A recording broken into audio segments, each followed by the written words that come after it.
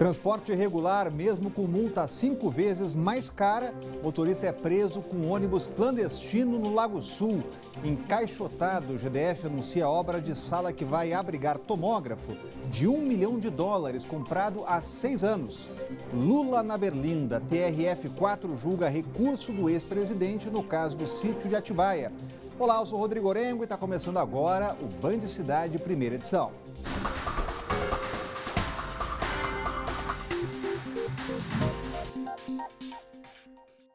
A gente começa o Band Cidade falando de um problema antigo, a falta de medicamento na rede pública. Dessa vez, pacientes reclamam da falta de metformina, usado no tratamento do diabetes. Veja agora na reportagem.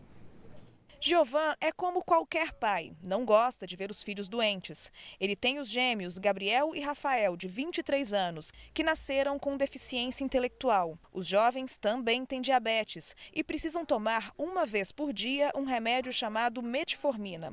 A medicação deveria ser fornecida pela Secretaria de Saúde.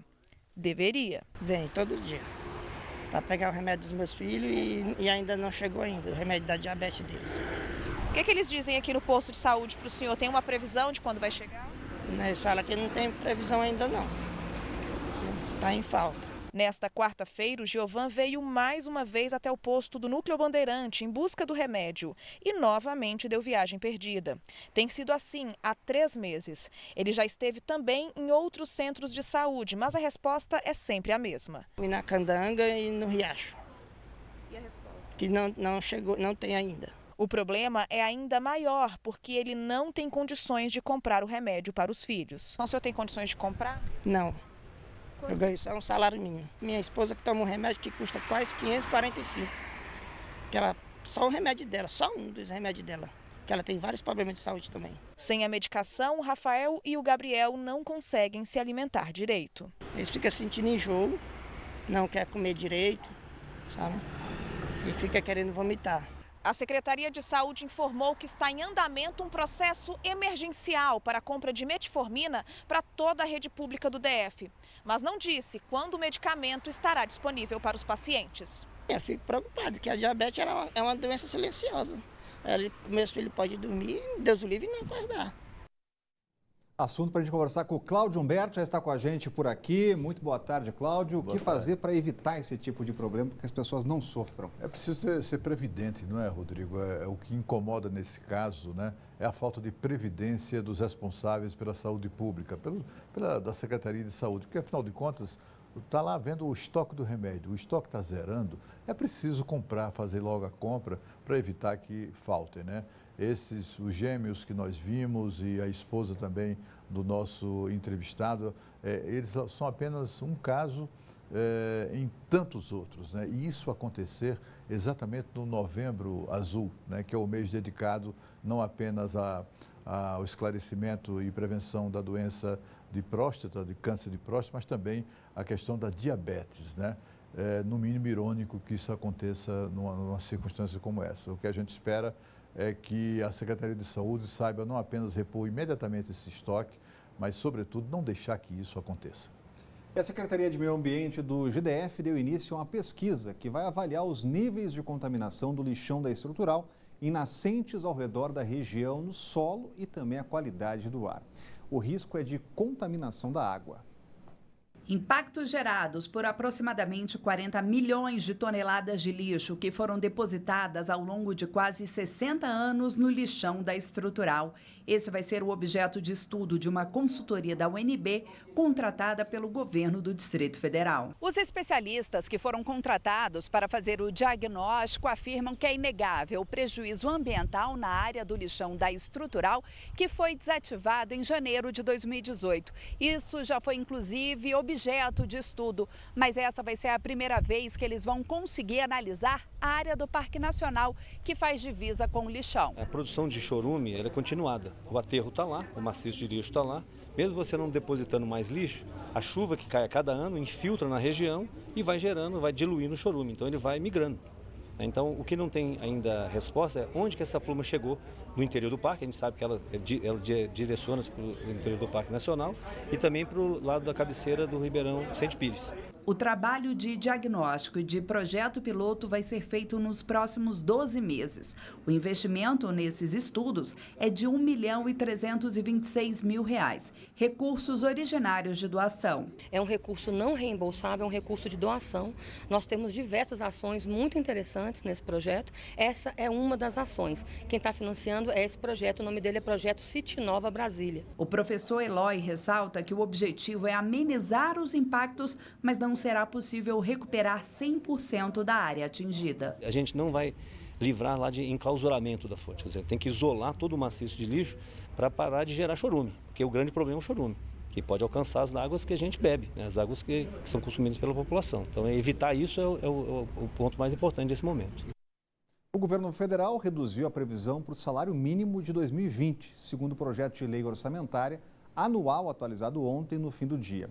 Em agosto, o valor era de R$ 1.039, agora é de R$ 8 a menos por causa da queda da estimativa de inflação. E o governo também revisou a previsão de crescimento do PIB para o ano que vem, em 2,1% para 2,3%. 2,3%, portanto, justamente agora atualizado. Olha, hoje vai ser a chamada Black Friday do Congresso Nacional. As palavras são do líder do governo no Congresso, o senador Eduardo Gomes. A ideia é fazer uma força-tarefa de limpeza da pauta para abrir caminho para a lei orçamentária anual. Os detalhes estão chegando ao vivo com a Renata Dourado, já está com a gente por aqui. Não corre o risco de ser a Black Fraud no Congresso, hein, Renata? Sempre corre, né? Boa tarde. Boa tarde para você, Rodrigo, para o Cláudio. Uma ótima tarde para todos que estão aí nos acompanhando. Mas parece que está dando certo, viu? Agora há pouco a gente teve a informação de que deu o quórum aí necessário. Ainda não começou a sessão efetiva, a sessão conjunta com os deputados e também com os senadores. A gente tem imagens ao vivo. Eles estão debatendo ali, aqueles debates que a gente já conhece, né? Que são importantes também, fazem parte aí do processo democrático. Para ver como é que vai ser essa análise. São 11 vetos a serem analisados, né? Inclusive, o próprio presidente do Senado, que também é presidente do Congresso, Davi Alcolumbre, determinou a suspensão de todas as sessões naquelas comissões paralelas, exatamente para centralizar e concentrar aí o número, né, de deputados e senadores para fazer essa análise. Então, como a gente disse, são 11 vetos a serem analisados, 5 deles já estão trancando a pauta. Então, a ideia é, de fato, agilizar. A gente lembra que o recesso parlamentar começa no dia 23 de dezembro. E aí tem muita coisa pela frente ainda para ser analisada. E tem uma cereja no bolo aí nessa análise desses vetos que pode ser, existe, portanto, essa possibilidade dos parlamentares conseguirem aumentar os recursos destinados ao fundo eleitoral, que a proposta do governo, inclusive você falou aí dessa nova proposta que foi enviada ontem, do salário mínimo, ele também fez uma revisão com relação ao destino dos recursos. Então, a proposta é de 2 bilhões de reais, mas pode ser que os parlamentares consigam aumentar e até dobrar esse valor, passando para 4 bilhões de reais. Então, é claro que está todo mundo de olho também nessa questão. Falando aí sobre a questão eleitoral, a gente lembra aqui que o Tribunal Superior Eleitoral começou a analisar ontem a possibilidade de aceitar aquelas assinaturas digitais no caso da criação de partidos políticos. Então, para se criar um partido político, faz-se necessária a assinatura de cerca de 500 mil pessoas, 500 mil eleitores. E esse assunto, obviamente, diz respeito e é total interesse do próprio presidente Bolsonaro. A gente lembra aqui que ele saiu do PSL, está tentando criar, na verdade, o novo partido dele, que tem aí alguns obstáculos, entre eles esse obstáculo aí da questão das assinaturas. O partido está fazendo essa coleta de assinatura de forma virtual e cabe, portanto, à Justiça Eleitoral, ao Tribunal Superior Eleitoral, decidir aceita ou não essa assinatura de forma virtual. Esse julgamento começou ontem, houve um pedido de vista, no entanto, há a promessa de que seja retomado na próxima semana, no dia 3 de dezembro, e a gente também vai ficar acompanhando. Rodrigo. Valeu, Renato. Trazendo as informações, Cláudio Humberto, nesse corre-corre do Congresso de fim de ano, pode passar alguma coisa indesejável aí? Ah, com certeza, né? Uma das coisas, por exemplo, que essa Black Friday do Congresso Nacional que está previsto é a votação do veto presidencial àquela mudança, uma mudança sutil, né, na lei eleitoral, que pode fazer com que os deputados aumentem o fundo, aquele fundão sem vergonha, né, que é o fundo eleitoral, de 2,7 para 3,7 bilhões de reais. Essa é uma das expectativas, que eles façam isso, que derrubem o veto do presidente Bolsonaro para meterem a mão no nosso bolso mesmo, sem nenhum problema e sob amparo legal, o que é pior ainda, né?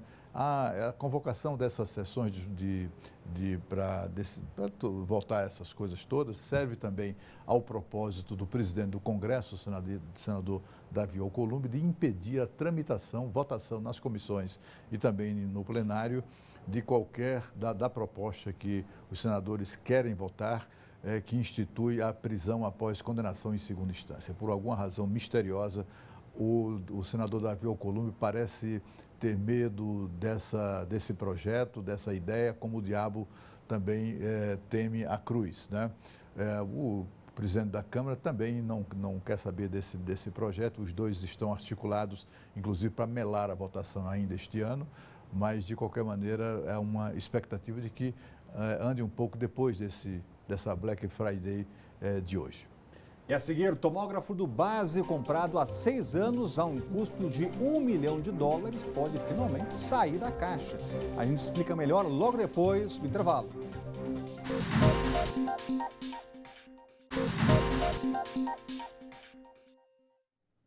Cai o número de flagrantes a transportes piratas no Distrito Federal. A nova lei, que passou a considerar esse tipo de infração como gravíssima, vem inibindo a atividade ilegal, mas ainda é possível encontrar motoristas irregulares com certa facilidade. Ontem, por exemplo, policiais apreenderam um ônibus clandestino com adesivos falsos do GDF. Nem o valor da multa, que ficou 5 vezes maior, impediu o motorista que fazia o transporte clandestino no Lago Sul. Para fugir da fiscalização, o motorista do ônibus pirata colocou a logo do GDF no carro e ainda as cores de uma empresa autorizada a fazer transporte público. O ônibus foi parado no Lago Sul. Durante uma abordagem policial na tarde passada, foi constatado que o motorista não tinha autorização para transportar passageiros e toda a identificação era falsa. O veículo estava transportando uns 68 passageiros com restrição judicial, pendência administrativa, último licenciamento 2017 e não apresentou nenhum documento que autorizasse realizar transporte remunerado de pessoas. Na área central de Brasília, a cena se repete, mas desta vez com carros menores. Era possível flagrar os chamados loteiros anunciando viagens para diversas regiões do DF. Para tentar acabar de vez com a prática, a penalidade se tornou mais rigorosa em outubro deste ano. Vai mostrar que não justifica, que não é palpável esse tipo de atividade. Porque toda vez que ele for flagrado, ele vai vir ao depósito e vai ter que pagar aquela multa e outras multas que porventura tenha em arquivo. Mas a nova lei não parece intimidar alguns motoristas. Na semana passada, 60 passageiros tiveram que continuar a viagem em outro ônibus depois que a polícia parou um ônibus irregular. Mesmo com esses flagrantes, de acordo com a PM, o número de crimes desta natureza diminuiu em 73% devido à intensificação nas fiscalizações. A fiscalização continua, né? Principalmente que a nova legislação que saiu agora no mês de outubro, onde prevê a remoção e apreensão do veículo, isso facilitou em demasia a fiscalização aí da Polícia Militar em relação a esse transporte irregular. E também pelo valor da pecúnia, a multa R$ 293 é um valor alto. E também porque os órgãos estão mais atuantes agora. Existe uma melhor coordenação entre os órgãos de segurança. O Tribunal Regional Federal da 4ª Região em Porto Alegre está julgando hoje o recurso do ex-presidente Lula no caso do sítio de Atibaia. A defesa pede a anulação da condenação. Já o Ministério Público Federal recomendou o aumento da pena. A gente volta a falar ao vivo com a Renata Dourado, está acompanhando de perto. É encerrado ainda hoje esse julgamento, Renata? Há essa possibilidade bastante provável, viu, Rodrigo? O julgamento começou por volta das 9 horas da manhã e é bem possível que sim, que hoje a gente tenha esse entendimento dos desembargadores do Tribunal Regional Federal da 4ª Região, como você bem disse. Então, a gente lembra que nesse caso do sítio da Atibaia, o ex-presidente Lula já foi condenado em primeira instância a 12 anos e 11 meses de prisão. E aí, a defesa, portanto, recorreu, entre outras coisas, por conta daquele entendimento relativamente recente do Supremo Tribunal Federal de que o réu delatado ele deve ser o último a falar, portanto, depois daquele delator, né? E a gente lembra aqui que em vários casos, em vários julgamentos da Lava Jato, não só esse do ex-presidente Lula, mas em vários julgamentos, o delator foi o último a falar. Então, tem esse entendimento que aí, obviamente, a defesa pegou essa brecha aí para pedir a anulação desse julgamento, para que ele recomece, portanto, né? Para que haja uma retomada desse julgamento. E aí a gente está analisando algumas possibilidades, portanto, dos desembargadores aí do Tribunal Regional da 4ª Região. Eles podem aceitar esse pedido da defesa e, de fato, a ação voltar para a primeira instância e aí o ex-presidente Lula ter um novo julgamento nessa questão aí, nesse caso do sítio do Atibaia. Ele pode ser absolvido nessa condenação em segunda instância ou então pode também ser condenado em segunda instância e ter a pena ou a pena mantida, a pena reduzida ou mesmo aumentada. Se condenado, portanto, o ex-presidente Lula passará a ter 2 condenações em segunda instância no âmbito da Lava Jato. A primeira, a gente lembra aqui que foi o caso do triplex, o que levou ele efetivamente a começar a cumprir essa pena, porque havia aquele entendimento do Supremo Tribunal Federal da possibilidade do cumprimento da pena após a condenação em segunda instância, que foi exatamente por isso que ele chegou a ser preso. E a gente lembra que ele cumpriu a pena, foi preso durante 1 ano e 7 meses e saiu exatamente por conta da mudança do entendimento também do Supremo Tribunal Federal, do início da pena só de fato começar quando esgotados todas as possibilidades de recursos mesmo, né? Então, isso significa o quê? Que se caso o ex-presidente Lula seja condenado na segunda vez, portanto, na segunda instância, nesse caso do sítio, ele não quer dizer que ele vá ser preso, obviamente, exatamente por conta desse entendimento do Supremo Tribunal Federal e porque ainda existem recursos especificamente com relação a esse caso.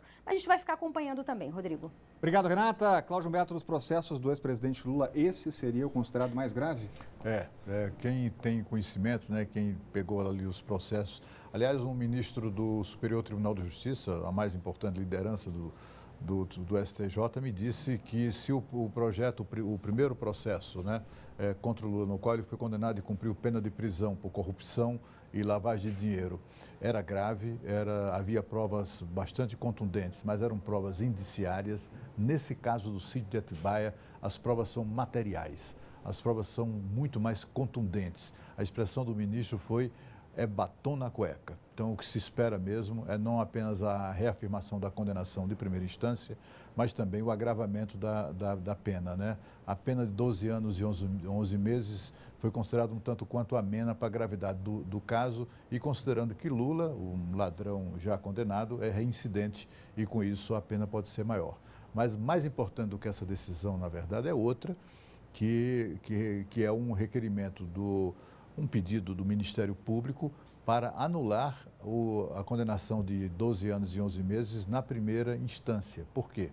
Porque entre a condenação de primeira instância e esse julgamento de hoje, há uma decisão do Supremo Tribunal Federal, mais uma daquelas decisões que foram adotadas para ajudar o Lula, que determina que o réu tem o direito de apresentar as suas alegações finais depois do delator, quando há delator. Então, assim, o que é que o Ministério Público quer?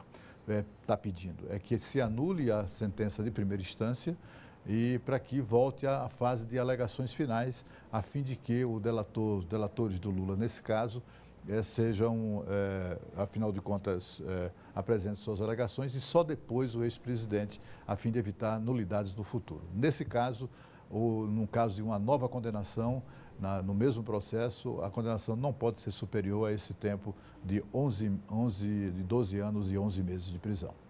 E olha, depois de 6 anos de espera, a obra de estrutura necessária para o funcionamento do tomógrafo do Hospital de Base começou. O aparelho custou $1 milhão, cerca de 3 milhões de reais na época, só deve sair da caixa no primeiro semestre do ano que vem. O anúncio feito nesta quarta-feira pela direção do Instituto de Gestão Estratégica da Saúde do DF era esperado desde 2013, quando o tomógrafo do Hospital de Base foi comprado por 3 milhões de reais. A ordem de serviço assinada hoje pretende mudar um cenário de 6 anos. A obra é custo zero, esse equipamento foi vendido, ele ficou na caixa durante 6 anos. Foi feito um termo de ajuste de conduta com o Ministério Público, com a Justiça, e para que a empresa que vendeu esse equipamento saia dessa ação civil pública, ela vai entregar a obra pronta, mas não terá nenhum custo para o Instituto e nem para o governo do Distrito Federal. O equipamento nunca foi usado porque a Secretaria de Saúde não providenciou a estrutura necessária para o funcionamento. Mas agora, as obras na sala destinada para a instalação do tomógrafo começaram neste mês de novembro. Eles deram um prazo de 6 meses para concluir as obras. Nós estamos reforçando, cobrando para que a gente consiga fazer isso bem antes. Ainda segundo o IGES, cerca de 1.000 pacientes esperam na fila por uma tomografia computadorizada. Na rede particular, o exame pode custar de R$ 600 a R$ 1.600. Cláudio Humberto, agora quem se responsabiliza por esses 6 anos aí de aparelho parado? Você vê quantas pessoas tiveram o tratamento, inclusive prejudicado, retardado, né? Quantas pessoas não terão tido diagnósticos errados pela falta de um equipamento como esse. Isso só mostra um daqueles casos clássicos, né? Eles compraram naquela época, em 2013, eles compraram o tomógrafo, não foi porque era necessário, não é porque a população precisa. Eles compraram para fazer o negócio, né? $1 milhão é muito dinheiro, né? São 4 milhões hoje, 4 milhões e 200 mil reais a grosso modo. Naquela época era mais de 3 milhões de reais. Ainda bem que agora isso está chegando ao fim e finalmente o hospital de base, né, vai colocar para funcionar esse equipamento que é tão útil, sobretudo a precisão de diagnósticos. E agora a Renata Dourado volta com mais informações para você. Chegou a hora de falar da Black Friday, o momento certo para você comprar seu smartphone novo. E só na TIM você aproveita as melhores ofertas. Olha só a novidade que eu tenho para você. O TIM Controle tem descontos imperdíveis em smartphones e o Samsung Galaxy A10 sai por apenas R$ 649. É isso mesmo que você ouviu. E tem mais. Com o TIM Controle, você ainda tem até 9 GB de internet e redes sociais ilimitadas por 3 meses grátis. Tá esperando o quê? Traga agora o seu número para o TIM Controle, porque essa oferta é por tempo limitado. Vá até uma loja TIM, saia de smartphone novo e muita internet para usar como quiser. Saiba mais em tim.com.br/TIM Controle. TIM, a inovação não para. E a seguir, 13º chegando, a primeira parcela tem que ser depositada até o dia 30. E o Band Cidade está voltando daqui a pouco.